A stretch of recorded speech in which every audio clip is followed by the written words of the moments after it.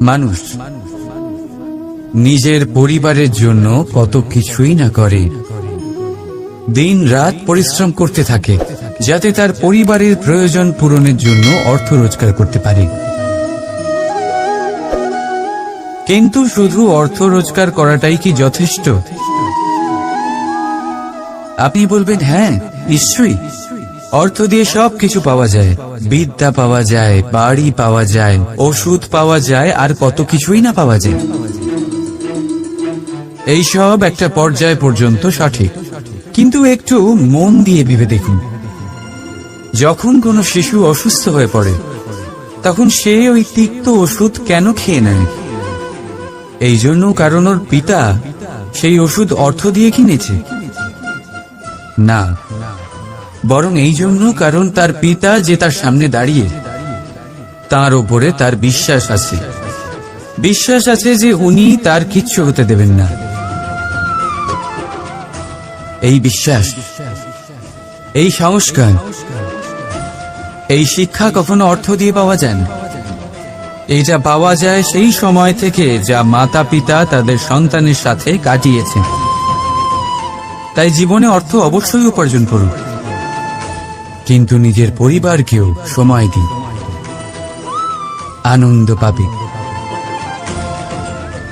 রাধা রাধা। কখনো কোনো পাখিকে দেখেছেন? যখন তারা ডিম পাড়তে প্রস্তুত হয় তখন তারা সবচেয়ে আগে একটা স্থান খোঁজে, একটা স্থান যা বর্ষা, রৌদ্র আর শত্রু থেকে সুরক্ষিত হয়। তারপর তারা বাসা তৈরি করে, তারপরেই ডিম পাড়ে। আর তারপর যখন সেই ডিম ফুটে তার সন্তানদের জন্ম হয়, সে তাদের খাবার খাওয়ায়, তাদের রক্ষণাবেক্ষণ করে। কিন্তু যখন তাদের ডানা গজায় তখন না সে তাদের খাবার দেয় আর না তাদের বাসা বানাতে শেখায়। শুধুমাত্র তাদের উড়তে শেখায় সে। তারপর সেই বাচ্চারা আকাশে উড়তে শিখে নিজেরাই নিজেদের খাবার জোগাড় করতে শিখে যায়, নিজেরাই নিজেদের বাসা বানাতে শিখে যায়। আর আমরা মানুষেরা কি করি? আমাদের সন্তান বড় হয়ে যাওয়া সত্ত্বেও তাদের নিয়ে সর্বদা দুশ্চিন্তা করি। তার জন্য আমরা গৃহ নির্মাণের চেষ্টা করি, নিজের সন্তানকে আরো শক্তিশালী করে গড়ে তোলার বদলে তাকে আমরা দুর্বল করে দিই। জীবনে সেটাই করুন যা একটা পাখি করে। নিজের সন্তানকে আকাশে ওড়ার শিক্ষা দিন, সংস্কার দিন, আর একটা নির্দিষ্ট সময়ের পরে তাকে নিজের আকাশ নির্ধারণ করতে মুক্ত করে দিন।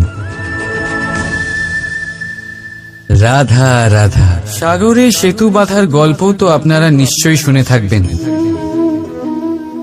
রামচন্দ্রের সেনাকে 100 যোজন সমুদ্র অতিক্রম করে লঙ্কায় আক্রমণ করতে হতো।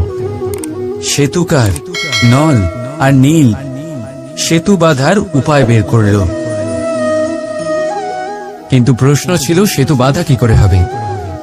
সমুদ্র অত্যন্ত গভীর, কত পাথর দেওয়া হলে এই বিশাল সমুদ্র অতিক্রম করা সম্ভব হবে? তখন এক উপায় নির্ধারিত হল।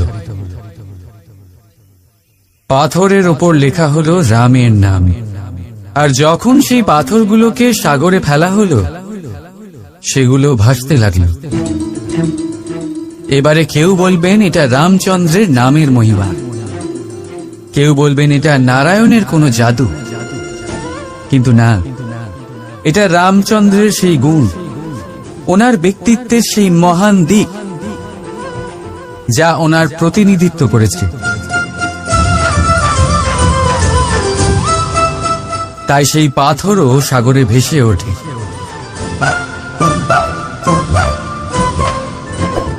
ঠিক সেইভাবেই যেখানে আমরা থাকি না সেখানে আমাদের গুণ আমাদের প্রতিনিধিত্ব করে। আমাদের নামের শক্তি আমরা নিজেরাই তৈরি করি, আমাদের কর্ম দিই, আমাদের গুণ দিই। এবার সিদ্ধান্ত আপনার যে আপনার নামের সাহায্যে কেউ বিপদ থেকে উদ্ধার হবে নাকি আপনার দুষ্কর্মের ফলে কেউ ডুবে যাবে। ভালো করে ভেবে দেখুন। রাধা রাধা। কখনো এই প্রকৃতির দিকে তাকিয়ে থাকবেন। এই প্রকৃতি অনেক ধরনের শিক্ষা দেয়। কোন একটা গাছকে দেখুন কিভাবে সে মাটি থেকে জল শুষে নেয়। সে ঝড় হোক বা হোক কড়া রোদ সব সহ্য করে এবং অবশেষে সে ফল ধারণ করে। আর সেই ফল উৎপন্ন করার পরে সে ফল কিন্তু সে নিজে গ্রহণ করে না, এই সংসারকে প্রদান করে, যাতে পশু পাখি মানুষ তারা এই ফল গ্রহণ করে শক্তিশালী হয়ে উঠতে পারে, সুস্থ থাকতে পারে। সেভাবেই নদী, সরোবর এরা নিজেরাও কিন্তু নিজেদের জল গ্রহণ করে না, মাটিকে প্রদান করে, পশু পাখিকে প্রদান করে। সূর্য নিজেও নিজের জন্য প্রজ্বলিত হয় না, সে প্রকাশ ছড়িয়ে দিতে চায় আমাদের সবার কাছে, সে আলো পৌঁছে দিতে চায়। এই প্রত্যেকের কর্মে পরমার্থ নিহিত আছে, আর সেই জন্যই এদের সকলকে পুজো করা হয়। তাই মনে রাখবেন, আপনার কাছে জীবন যাপনের অতিরিক্ত যা কিছুই আছে তা পরমার্থের জন্য। তাহলে তার সদ্ব্যবহার করুন আর আমার সাথে ভালোবেসে বলুন, রাধা রাধা। আমরা প্রত্যেকেই অবশ্যই এমন সময় দেখেছি যখন অনেকগুলো সমস্যা একসাথে আমাদের জীবনে এসে পড়ে। সমস্যা আমাদের প্রত্যেকের জীবনেই থাকে। আমরা তার সমাধান খুঁজতে চেষ্টা করি, কখনো সমাধান খুঁজে পাই, আবার কখনো যতই চেষ্টা করি না কেন কোনো সমাধান খুঁজেই পাই না। আর যখন এটা হয় তখন মানুষ অত্যন্ত বিচলিত হয়ে পড়েন। নিজের আত্মীয় স্বজন, নিজের বন্ধু বা সংসার এদের ওপরে এই দোষ চাপিয়ে দেন যে এদের জন্যই এই সমস্যা এসেছে। এবার যদি আমি আপনাকে কোনো পরামর্শ দিই তাহলে এটাই বলবো যে দৃষ্টিভঙ্গি পাল্টে দেখুন। এই দৃষ্টিভঙ্গি দিয়ে দেখুন যে এই সংসারে যে সমস্যায় আসুক না কেন তার জন্য কেউ দোষী নয়, না আপনি না অন্য কেউ। এই পুরো খেলাটাই আপনার মানসিকতা, আপনার দৃষ্টিভঙ্গি, আপনার মনের। কিভাবে বোঝাচ্ছি? যখন আমাদের মন শক্ত থাকে তখন কঠিন থেকে কঠিনতর পরিস্থিতিও আমাদের জীবনে খুব বেশি হলে প্রতিস্পর্ধা হয়ে থেকে যায়। সেখানে যদি আমাদের মন দুর্বল থাকে তখন অল্প কঠিন পরিস্থিতিও আমাদের কাছে খুব বড় সমস্যা হয়ে যায়, তাই না? একটা শক্ত মন কঠিন পরিস্থিতিকে প্রতিস্পর্ধা হিসেবে দেখে আর তার মধ্যে ওটা সুযোগ খুঁজে নেয়। আমাদের শুধু এটাই করতে হবে। এই সংসারে অন্য কাউকে দোষী মনে করলে আপনার সমস্যা দূর হয়ে যাবে না। সেই জন্য এই সংসারকে দোষ দেওয়ার বদলে এই সমস্যার মূলে চলে যান, সেটাকে বুঝুন, নিজের এই মনকে শক্ত করে তুলুন। যদি আপনার মন শক্তিশালী হয় তাহলে এই সংসারে অনেক বড় বড় কঠিন থেকে কঠিনতর পরিস্থিতিও যদি আসে, আপনার জীবনে যতই বড় বড় সমস্যা আসুক না কেন আপনার লক্ষ্য লাভে বাধা দিতে পারবে না। আসুন আমার সাথে ভালোবেসে বলুন, রাধা রাধা। আমরা সবাই পাথর দেখেছি, পর্বতও দেখেছি, শুকনো পাতাও দেখেছি, শ্যামল বনানীও দেখেছি। কখনো ভেবেছেন পাথরের অস্তিত্ব কিন্তু ততক্ষণ পর্যন্ত যতক্ষণ সে পর্বতের গায়ে আটকে থাকে। যখন সেই পর্বত থেকে সেই পাথর ভিন্ন হয়ে যায় ও নিজের অস্তিত্ব হারিয়ে ফেলে। আস্তে আস্তে কখনো পাথর কেটে বা কখনো পিষ্ট হয়ে সেই পাথর আস্তে আস্তে মাটিতে পরিণত হয় এবং পূর্ণরূপে নিজের অস্তিত্ব হারিয়ে ফেলে। এটাই পাতার সাথেও হয়। এই পাতা যতক্ষণ গাছের ডালের সাথে যুক্ত ততক্ষণ তার অস্তিত্ব থাকে। যখনই ডাল থেকে বিচ্ছিন্ন হয় সেও নিজের অস্তিত্ব হারিয়ে ফেলে। আর এটাই আমাদের সাথেও হয়। যতক্ষণ আমরা নিজেদের আপনজনের সাথে যুক্ত থাকি আমাদের অস্তিত্ব বজায় থাকে। যখন আপনজনদের সাথে সম্পর্ক ছিন্ন করি তখন আমরাও আমাদের অস্তিত্ব হারিয়ে ফেলি। এবার এই সংসারের প্রত্যেক ব্যক্তি স্বতন্ত্র থাকতে চান, আর অনেক ব্যক্তি স্বতন্ত্র থাকবেন বলে আপনজনদের দূরে করে দেন আর তাদের সাথে এই সম্পর্ক ছিন্ন করেন। এটা কি সত্যি প্রয়োজন? আপনজনদের সাথে সম্পর্ক ছিন্ন করে নিজের অস্তিত্ব হারিয়ে ফেলা প্রয়োজনীয়, নাকি আপনজনদের সাথে সম্পর্ক বজায় রেখে নিজেদের স্বতন্ত্র করে রাখা সেটা আবশ্যক? নির্বাচন আপনারই। আসুন আমার সাথে ভালোবেসে বলুন, রাধা রাধা। আপনি কি কখনো নৌকা যাত্রা করেছেন? করে না থাকলেও নিশ্চয়ই দেখেছেন যে এই জল যা নিজের অন্তরে সব কিছু সমাহিত করে নিতে পারে, এই নৌকা সেই জলের ওপরেই ভেসে থাকে। নদীর স্রোত কাটিয়ে সে সামনে অগ্রসর হয়। কিন্তু যদি এই নৌকায় কোনো ছিদ্র হয় তাহলে কিন্তু সেই নৌকা ডুবে যাবে।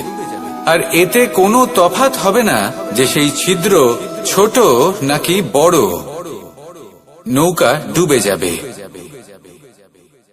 এই ছিদ্র হলো আমাদের জীবনে আমাদের অপগুণ, আমাদের দোষ, আমাদের বিকার। কখনো এটা ভাববেন না যে এই দোষ খুবই ছোট, এতে কিছুই যাবে আসবে না। না, সেই ছোট দোষ, সেই ছোট বিকার যদি সেটাকে শুধরে না নেন তাহলে সেটা আপনাকে আপনার পতনের দিকে নিয়ে যাবে। শেষ পর্যন্ত এটা আপনার উপর নির্ভরশীল যে আপনি কি চান। আপনার জীবনের এই নৌকা এভাবেই ডুবে যেতে দেখবেন, নাকি নিজেকে শুধরে নিয়ে সেই নৌকার সেই ছিদ্রটাকে ভরিয়ে তুলতে চাইবেন? নির্বাচন আপনার। আসুন আমার সাথে ভালোবেসে বলুন, রাধা রাধা। জল, জলই পৃথিবীতে বেঁচে থাকার জন্য আবশ্যক তো বটেই, কিন্তু এই জল আমাদের একটা অত্যন্ত গুরুত্বপূর্ণ শিক্ষা প্রদান করে। কখনো এই জলকে দেখেছেন? যে পরিস্থিতিতেই এই জল প্রবাহিত হোক না কেন, এর উপর যা কিছুই প্রভাব থাকুক না কেন, এর পথে যতই বাধা আসুক না কেন, তার মধ্যে থেকে ও নিজের পথ ঠিক বের করে নেয়, কিন্তু নিজের প্রবাহ থামতে দেয় না, ক্রমাগত অগ্রসর হতে থাকে। সেরকমই একটা শিক্ষা যেটা আমরা জল থেকে পেয়ে থাকি তা হলো এটা, আমরা যখন জলের দিকে তাকাই তখন আমরা নিজের প্রতিবিম্ব দেখি, স্পষ্টভাবে দেখতে পাই। কিন্তু তখনই দেখতে পাই যখন এই জল শান্ত থাকে, স্থির থাকে। যদি এই জল অশান্ত হয়ে থাকে, স্থির না হয়, তাহলে আমরা এতে নিজের প্রতিবিম্ব দেখতে পাই না। এটাই আমাদের মনের সাথেও হয়ে থাকে। যখনই জীবনে কোনো সংকট আসে, যদি আমরা শান্ত মনে, স্থির মনে সিদ্ধান্ত নিই, তাহলে সেটা এমন একটা শীতল সিদ্ধান্ত হবে যেটা আমাদের ভবিষ্যৎকে একটা শ্রেষ্ঠ স্থানে নিয়ে যাবে। যদি এই মন অশান্ত হয়, বিচলিত হয়, পীড়িত হয়, দুঃখিত হয়ে থাকে, রুষ্ট হয়ে থাকে, তাহলে অনেক সময় আমরা এমন সিদ্ধান্ত নিই যেটা আমাদের জন্য অনুচিত প্রমাণিত হয়।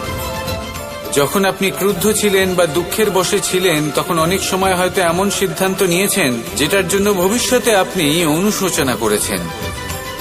এবার দেখুন, এই আবেগগুলো থেকে আমরা পালাতে পারবো না, কিন্তু এই আবেগগুলো আপনার উপর কতটা প্রভাব ফেলবে সেটা আমরা অবশ্যই ঠিক করতে পারি। এই মনকে আমরা নিয়ন্ত্রণ করতে পারি। এটাই করুন, চিন্তা করুন, এই মনকে শান্ত রাখুন, স্থির হতে চেষ্টা করুন, আর তারপরে সিদ্ধান্ত নিন। আসুন আমার সাথে ভালোবেসে বলুন, রাধা রাধা। শ্রেষ্ঠ কর্ম করুন, আর এই জীবনকে শ্রেষ্ঠভাবে যাপন করার জন্য কিছু কথা বোঝা প্রয়োজনীয়। যদি আপনি কারোর প্রশংসা করেন তাহলে পূর্ণ হৃদয় দিয়ে করুন। যদি আপনি হস্তক্ষেপ করে থাকেন তাহলে মস্তিষ্ক দ্বারা করুন। যদি আপনি সমীক্ষা করেন তাহলে বিবেক দ্বারা করুন। যদি আপনি ধন অর্জন করতে চান তাহলে নীতি অনুসারে চলুন। যদি জীবন যাপন করতে চান তাহলে রীতি মেনে করুন। আর যদি ঈশ্বরের ভজন করতে চান তাহলে ভক্তিভাব নিয়ে করুন। শুধু এই কথা মনে রাখবেন যে আপনার এই জীবন কিন্তু অনিশ্চিত কাল পর্যন্তই আছে। কতক্ষণ আছে সেটা কেউ জানে না। তাই কিছু মুহূর্ত যেটা যাপন করতে আমরা এখানে এসেছি, সেখানে ক্রোধ, অহংকার, ঈর্ষা, এইসব আবেগের কি গুরুত্ব বলুন তো? এগুলো ত্যাগ করুন। মানুষকে ক্ষমা করতে শিখুন। আস্তে আস্তে বিশ্বাস করতে শিখুন। এই সংসারে নিঃস্বার্থভাবে প্রেম করতে শিখুন আর সবার মধ্যে আনন্দ বিতরণ করুন। তাই এই সব গুণ যদি আপনি আত্মসাৎ করতে পারেন, তাহলে আপনার জীবনে শুধু আনন্দ এবং আনন্দই বিরাজমান হবে। আসুন আমার সাথে ভালোবেসে বলুন, রাধা রাধা রাধা রাধা রাধা রাধা।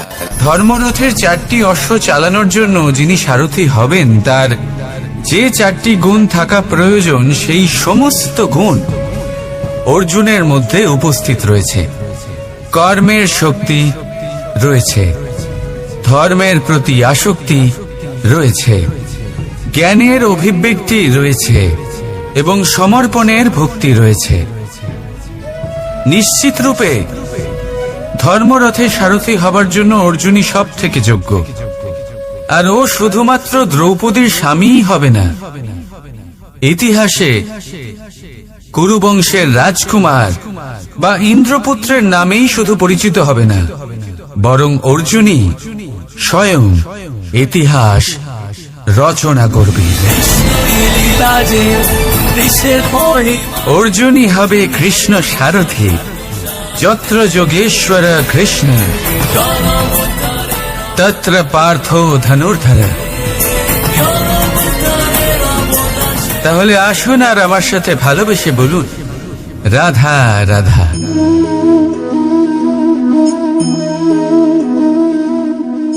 আপনার কি মনে হয় আমি কি করছি? আপনি বলবেন আমি প্রদীপ জ্বালাচ্ছি। সঠিক, কিন্তু প্রশ্ন হচ্ছে যে আমি কি আপনাকে বলেছি যে একে প্রদীপ বলা হয়? না। এই প্রদীপ কি নিজেই নিজের পরিচয় আপনাকে দিয়েছে? না। তাহলে আপনি কি করে জানলেন যে একে প্রদীপ বলা হয়? উত্তর হচ্ছে প্রকাশ, যে স্বয়ং জ্বলে অন্ধকারের মধ্যে সংসারকে পথ দেখায়, সেটাই প্রদীপ। যা নিরাশার মাঝে আশার আলো প্রদর্শন করে, সেটাই প্রদীপ। অপর দিকে আছে সাপ, যাকে না দেখেও তার ফনার আওয়াজ শুনেই লোকে ভয় পেয়ে যায়। তার মানে ব্যক্তির পরিচয় তার কর্মের দ্বারা পাওয়া যায়। তাই আপনার এটা বলার প্রয়োজন নেই যে আপনার পরিচয় কি। এটা আপনার কর্মই নিশ্চিত করবে যে লোকে আপনাকে প্রদীপ ভেবে ভালোবাসবে নাকি সাপ ভেবে ভীত হয়ে থাকবে। রাধা রাধা। সময় কত বিচিত্র হয়। সময় আমাদের পক্ষে থাকলে আমরা নিজেদের রাজা মনে করে নিই, আর সেই সময় যদি বিপক্ষে চলে যায় তাহলে নিঃস্ব হতে সময় লাগে না। তাই মানুষের একটা অভ্যেস আছে, খারাপ সময়ের জন্য কিছু সঞ্চয় করা। আত্মীয়, বন্ধু খারাপ সময় পাশ থেকে সরে যায়। যশ, মান প্রতিকূল সময় চিরস্থায়ী হয় না। তাই মানুষ মনে করে অর্থ সঞ্চয় করাই শ্রেয়। অর্থের কোনো হৃদয় নেই যা সময়ের সাথে পরিবর্তিত হবে। সংসার বলে সর্বদা অর্থ সঞ্চয় করতে থাকো, খারাপ সময় অবশ্যই কাজে লাগবে। কিন্তু আমি বলবো শুভ কর্ম করতে থাকুন, আনন্দে থাকুন, নিজের ওপর আর ঈশ্বরের ওপরে বিশ্বাস রাখুন। খারাপ সময় কখনো আসবেই না। রাধা রাধা। প্রকৃতি মানুষকে এক বিশেষ শক্তি দিয়েছে, অন্য জীবের থেকে বেশি শক্তি দিয়েছে। স্মরণ শক্তি। এই শক্তি মানুষকে অন্য জীবের থেকে ভিন্ন করে, ইতিহাস রচনা করার প্রেরণা দেয়, জ্ঞানকে বংশানুক্রমে এগিয়েও নিয়ে যায়। আর যারা ভুলে যান, অধিকাংশ সময় তারা উপহাস আর দয়ার পাত্র হয়ে যান। কিন্তু এটাই কি প্রকৃত রূপে সত্য? না। এই স্মরণ শক্তি মানুষের বিকাশের সব থেকে বড় বাধা হয়ে দাঁড়ায়, তার মনকে দূষিত করে দেয়। খারাপ অভিজ্ঞতা, কারোর করা বিশ্বাসঘাতকতা, কারোর কটাক্ষ বেশিরভাগ মানুষই ভুলতে পারেন না, আর তারপর প্রতিশোধ নিতে উদ্যত হন। প্রথমে সময় নষ্ট করেন প্রতিশোধের প্রস্তুতিতে, আর তারপর সময় নষ্ট করেন প্রতিশোধ নেওয়ার সুযোগ খুঁজতে। যদি সন্তুষ্টি পেতে চান, যদি জীবনে আনন্দ পেতে চান, তাহলে স্মরণ শক্তির সদ্ব্যবহার করুন। নিজের স্মরণ শক্তিকে চালনা করুন শুধুমাত্র ভালো কথা আর ভালো স্মৃতির দিকে। জীবনে আনন্দ পাবেন। রাধা রাধা। সংসারের সব থেকে বেশি কঠিন কাজ কোন? কারণ যখন আপনি তপস্যা করেন তখন সেখানে আপনার ধৈর্য ভাঙার মতো কেউ থাকেন না, না কোনো বন্ধু, না কোনো আত্মীয়, না কোনো শত্রু, কেউ না। কিন্তু যখন আপনি এই সমাজে, এই পরিবারে থাকেন, কোনো না কোনো ব্যক্তি এসে আপনার ধৈর্যের বাঁধ ভেঙে দেওয়ার ক্ষমতা রাখেন। তারা আপনার ধৈর্যের বাঁধ ভেঙে দেয়, আর কখনো কখনো তারা অনিচ্ছাকৃতভাবেই সেটা করে থাকেন। কারণ তাদের মানসিকতা আপনার থেকে আলাদা, তাদের কর্ম আপনার থেকে আলাদা, তাদের দৃষ্টিভঙ্গি আপনার থেকে আলাদা, জীবন যাপন আপনার থেকে আলাদা। সেক্ষেত্রে আপনি ধৈর্যচ্যুত হন, প্রসন্নতা আপনার থেকে ছিনিয়ে নেওয়া হয়। সেই জন্য এই সংসারে, এই পরিবারের থেকেও ধৈর্য ধরে সামনে অগ্রসর হওয়া কোনো পর্বতের শিখরে গিয়ে তপস্যা করার থেকেও অনেক বেশি কঠিন। আর যে ব্যক্তি এই সমাজেই, এই পরিবারে, সেই সকল মানুষের মধ্যে থেকে গিয়েও ধৈর্য ধরে অগ্রসর হতে থাকেন, যারা এই কাজটা শিখে নিতে পারেন, তারাই কিন্তু জীবনে আনন্দ লাভ করতে পারেন। এই ধৈর্যই শেষে আপনার জীবনে প্রসন্নতা বহন করে আনবে। তাই ধৈর্য ধরে জীবনের পথে অগ্রসর হন আর আমার সাথে ভালোবেসে বলুন, রাধা রাধা। অনেক দূরে যেতে পারবেন। দ্বিতীয় হলো আত্মবিশ্বাস। হেরে যাওয়া বস্তুও আবার জিতে নিতে পারবেন। যদি আপনার নিজের আত্মবিশ্বাস থাকে, তাহলে আপনি কখনো পরাজিত হবেন না। এবং তৃতীয় হলো অহংকার। জয়লাভ করার পরেও কিন্তু এটা আপনাকে পরাজিত করতে পারে। সেই জন্য জীবনে সঙ্গবদ্ধ হন, আত্মবিশ্বাস রাখুন, কিন্তু কখনোই অহংকার করবেন না। এই অহংকার আপনার থেকে সবকিছু কেড়ে নিতে পারে।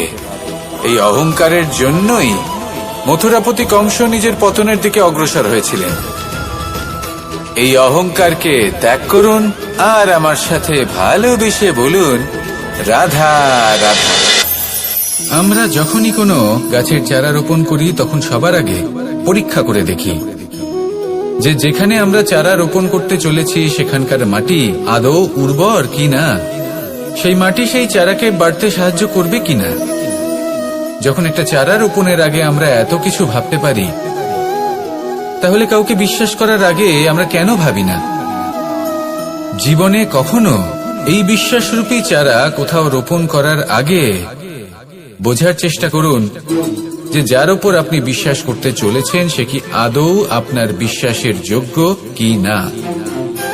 ভেবে দেখুন সেই ব্যক্তি ভবিষ্যতে গিয়ে আপনার বিশ্বাস ভাঙতে পারে কিনা। এটাও ভেবে দেখুন যে যাকে আপনি বিশ্বাস করতে চলেছেন তাকে আপনি বিশ্বাস করলে নিজের জীবনের উদ্দেশ্যে আপনি অগ্রসর হতে পারবেন কিনা। আর তার জন্য প্রয়োজন সঠিক সিদ্ধান্ত, পরখ করা, কোনটা উচিত কোনটা অনুচিত সেটা বোঝা। আর তাতে কিন্তু আপনি সন্দেহবাতিক হবেন না, তাতে আপনি আরো নিপুণ হয়ে উঠবেন।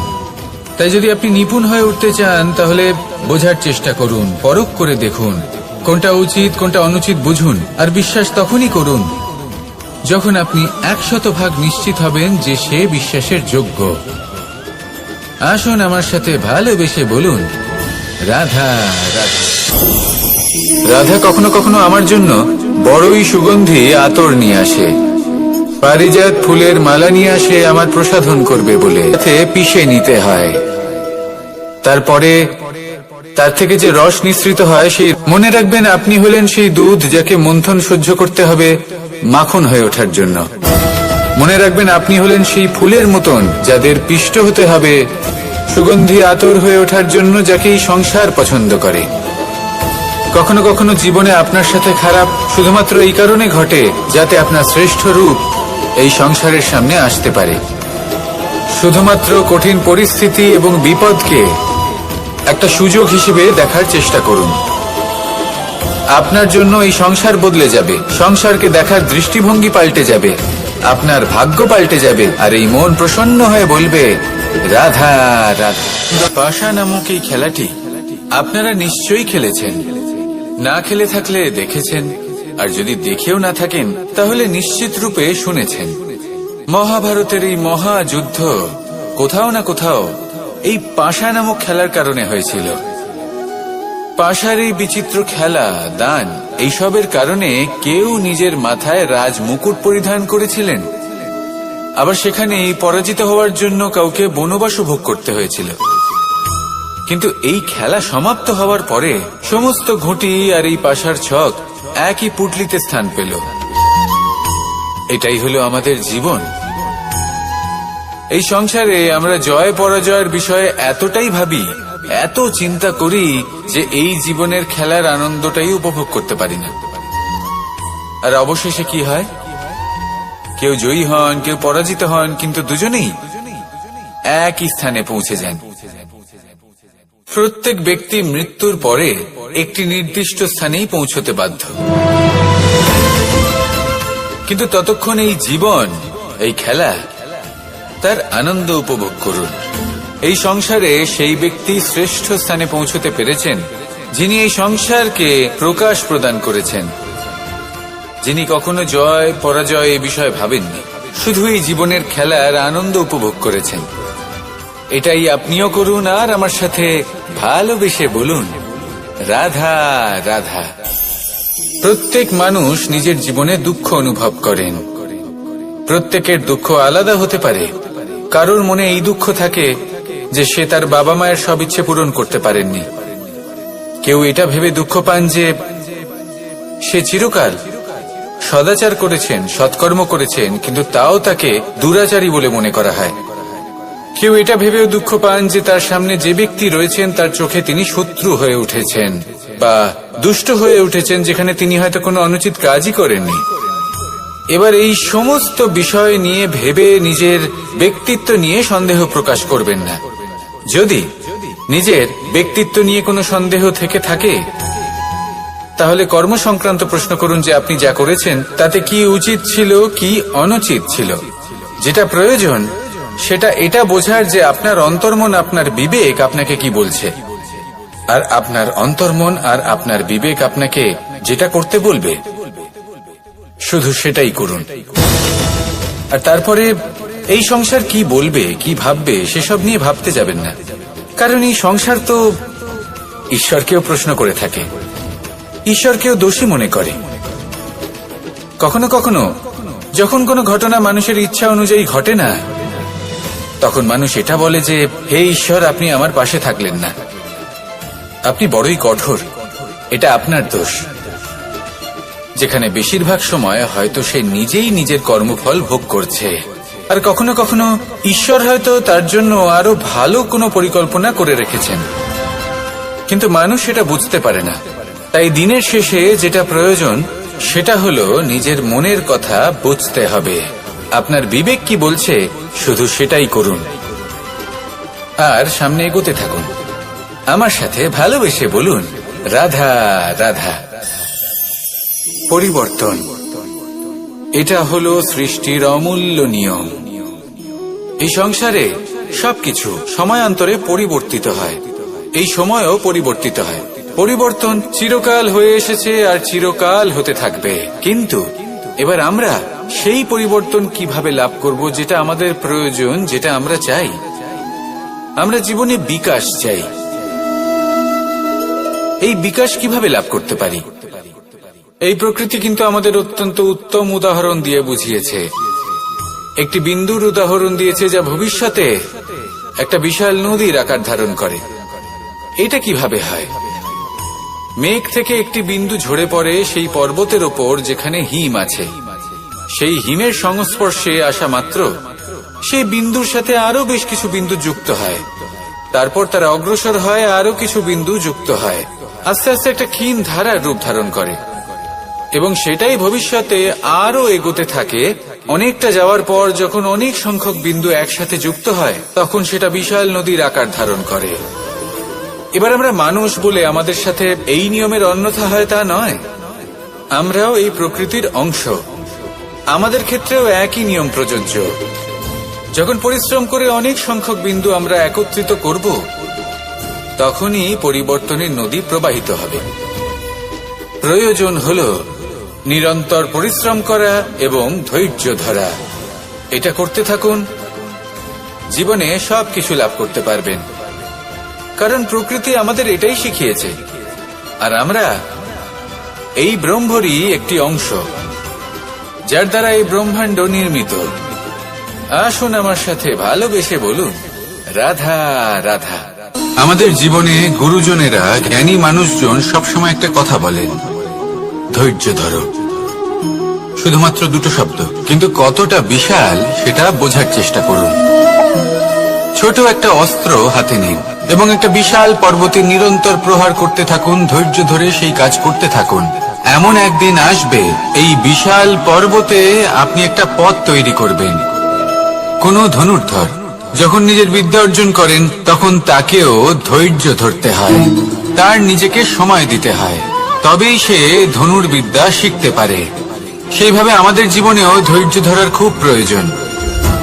পরিবারে ধৈর্য রাখতে পারলে তাহলে আস্তে আস্তে দেখবেন প্রেম বৃদ্ধি পাচ্ছে। সমাজে যদি ধৈর্য রাখতে পারেন তাহলে আস্তে আস্তে এই সমাজ আপনাকে সম্মান করবে। যদি নিজের জীবনে ধৈর্য রাখতে পারেন তাহলে নিজে থেকেই আত্মবিশ্বাস বাড়বে, নিজের বিকাশ হবে। জীবনে সবই সম্ভব যদি ধৈর্য রাখতে পারেন। হয়তো আস্তে আস্তে হবে, কিন্তু হবে অবশ্যই। শুধু ধৈর্য রাখুন, কারণ ধৈর্যই সব থেকে বড় পুঁজি। আসুন আর আমার সাথে ভালোবেসে বলুন, রাধা রাধা। আমাদের জীবনে যখনই আমরা কোনো বড় দায়িত্বের সম্মুখীন হই তখন আমরা তার থেকে দূরে পালাই, আর এই অজুহাত দিই যে না না, এত বেশি ভার বহন করার যোগ্যতা আমার নেই, আমি করতেই পারবো না। দেখুন, এই সংসারে ভিন্ন ভিন্ন ধরনের গাছ আছে, ছোট গাছ, বড় গাছ, কিন্তু বট গাছের মতো বড় এবং নিবিড় গাছ আর একটাও নেই। সে নিঃস্বার্থভাবে এই সংসারকে সেবা করে যায়, ছায়া প্রদান করে, শীতলতা প্রদান করে। আর যখন এমন সময় আসে যখন তার ওপর বোঝা অত্যন্ত বেড়ে যায়, সে কিন্তু কোনোভাবেই ভেঙে পড়ে না। তখন সে নিজের নিঃস্বার্থ কর্মের ফল লাভ করে, সেই নিঃস্বার্থ কর্ম যা সে করেছে। তার দেহ থেকে ছোট ছোট ঝুড়ি বার হয় এবং তা কাণ্ডের আকার ধারণ করে। সেই কাণ্ড মাটির কাছে পৌঁছয় এবং তারপর তা বটগাছের সহায়ক হয়ে ওঠে। সে ভেঙে পড়ে যায় না। এইভাবে আপনিও জীবনে নিঃস্বার্থভাবে সবার সেবা করুন, ভালোবাসুন, সবাইকে সাহায্য করুন। যেদিন আপনার ওপর বোঝা অত্যন্ত বেড়ে যাবে সেদিন এই সব মানুষ আপনাকে সাহায্য করার জন্য আসবেন, আপনার শক্তি হয়ে উঠবেন, আর আপনি বটগাছের মতোই মহান এবং বিশাল হয়ে উঠবেন। আসুন আর আমার সাথে ভালোবেসে বলুন, রাধা রাধা। একটা শব্দ আছে, পরিস্থিতি। অনেক মানুষের মুখে আমরা এই শব্দ শুনি। জীবনে যখন অসফল হয়ে দুঃখ আসে, সংকট আসে, কোনো বিপদ ঘনিয়ে আসে, তখন সমস্ত দোষ এই রাত। এমন কেউ আছেন যিনি এর উপরেও নিয়ন্ত্রণ সাধন করেন, আর তিনি হলেন সূর্য। ঠিক সেই রকমই আমাদের জীবনেও সূর্য হলো এই মন। যদি এই মনের উপর আমরা নিয়ন্ত্রণ করতে পারি তাহলে আমরা জীবনকেও নিয়ন্ত্রণ করতে পারবো। প্রথমে এই মনের রাজা হয়ে উঠতে হবে। তাই মনে রাখবেন, যদি মন দুর্বল হয় তাহলে পরিস্থিতি আমাদের সমস্যা বলে মনে হবে। এই মন যদি স্থির হয়, পরিস্থিতি প্রতিস্পর্ধা বলে মনে হবে।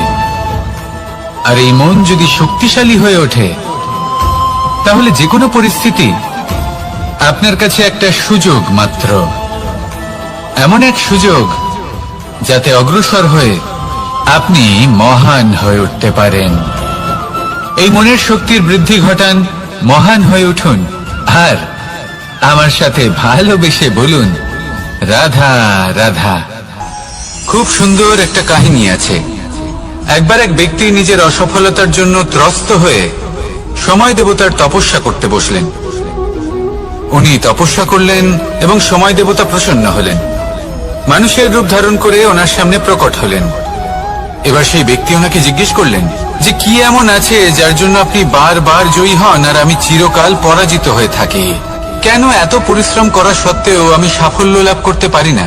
তখন সময় দেবতা উত্তর দিলেন যে দিন হোক বা রাত, ঝড় হোক বা ভূমিকম্প, রোদ হোক বা বৃষ্টি হোক, সময়ের সূত্রপাত হোক বা প্রলয়, আমি থামি না, আমি চলতেই থাকি। আর সেই জন্য যিনি থেমে যান তিনি পরাজিত হন আর আমি জয়ী হই।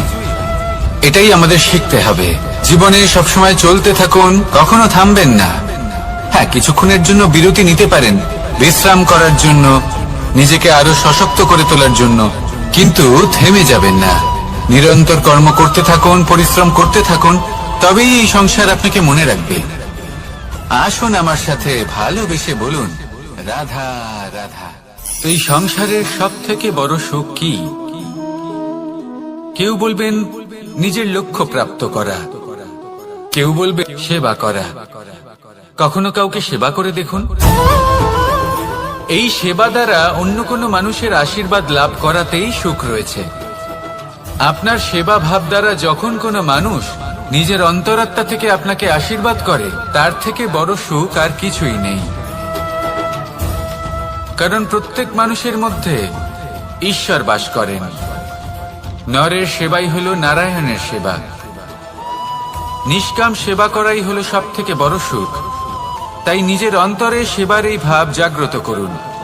যে সুখের কথা আমি বলছি সেই সুখ অনুভব করেই দেখুন। এই মন সুপ্রসন্ন হয়ে বলবে, রাধা রাধা।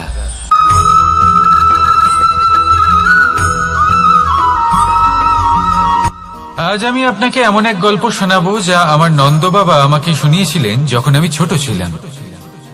কাহিনী একজন সাধু আর একজন বিছের। একবার এক সাধু নদীর পাড়ে স্নান করছিলেন। উনি দেখলেন যে জলের প্রবাহে একটা বিছে ভেসে যাচ্ছে। তার প্রাণ বাঁচানোর জন্য উনি তাকে তুলে নদীর পাড়ে রাখার চেষ্টা করলেন, কিন্তু যেই সেই বিছেকে উনি হাতে তুললেন, সেই বিছে ওনাকে কামড়ে দিল। সাধু আবার চেষ্টা করলেন, সেই বিছেকে হাতে নেওয়াতে সে আবার তাকে কামড়ে দিল। আরো একবার চেষ্টা করাতে ওনার শিষ্য ওনাকে জিজ্ঞেস করল, এ আপনি কি করছেন গুরুদেব? এসব কি হচ্ছে? আপনি তারই প্রাণ বাঁচানোর চেষ্টা করছেন যে আপনাকে কামড়ে দিচ্ছে। গুরুদেব উত্তর দিলেন যে ও বিছে হয়েই নিজের কর্ম করছে, নিজের প্রবৃত্তি, নিজের ব্যবহার বদলাচ্ছে না। তাহলে আমি সাধু হয়ে তা কেন বদলাবো? এর তাৎপর্য হলো সরল, যে সংসারে কিছু মানুষ আছেন যারা হয়তো খারাপ, দুষ্ট প্রকৃতির, আর হয়তো তারা কখনোই বদলাবেন না, কখনোই কোনো পরিবর্তন আসবে না। কিন্তু তার মানে এই নয় যে আমরা আমাদের কর্ম করা ছেড়ে দিই, আমরা আমাদের প্রচেষ্টা ছেড়ে দেব। আগে না, আমাদের তো করতেই হবে, কারণ ইতিহাস সাক্ষী আছে যে এই চেষ্টা এই সংসারের ধারাকেও বদলে দিতে পারে। তাহলে আপনিও আসুন আর আমার সাথে ভালোবেসে বলুন, রাধা রাধা। মানুষ জীবনে সবসময় শিখরে পৌঁছতে চায়, অনেক উঁচুতে উঠতে চায়, আর তার জন্য তারা কি না করে, পরিকল্পনা করে, ষড়যন্ত্র করে, প্রার্থনা করতে থাকে, আবার কারোর কাছে সাহায্যও চায়। কিন্তু এত কিছু করা সত্ত্বেও অনেক সময় মানুষ শিখরে পৌঁছতে পারে না। যদি পৌঁছেও যায় তাও খুব তাড়াতাড়ি নিচে নেমে আসে। এর কারণ কি? একটা উদাহরণ দিয়ে বোঝানো যাক। এই হলো ময়ূর পেখম, আর এই হলো পাথর। যদি এই পেখমকে হাওয়ায় ছুঁড়ে দিই তবে ও উড়তে থাকে, কিন্তু এই পাথর অতি শীঘ্রই মাটিতে নেমে আসে। এর কারণ কি? ভার। এই পাথর হলো ভারী, আর এই শিক্ষাই আমাদের গ্রহণ করতে হবে। ঠিক এইভাবেই যদি আমাদের মন দ্বন্দ্ব আর অহংকার দ্বারা পরিপূর্ণ হয়ে থাকে, তাহলে তা কখনোই শিখরে পৌঁছবে না। পৌঁছে গেলেও খুব শীঘ্রই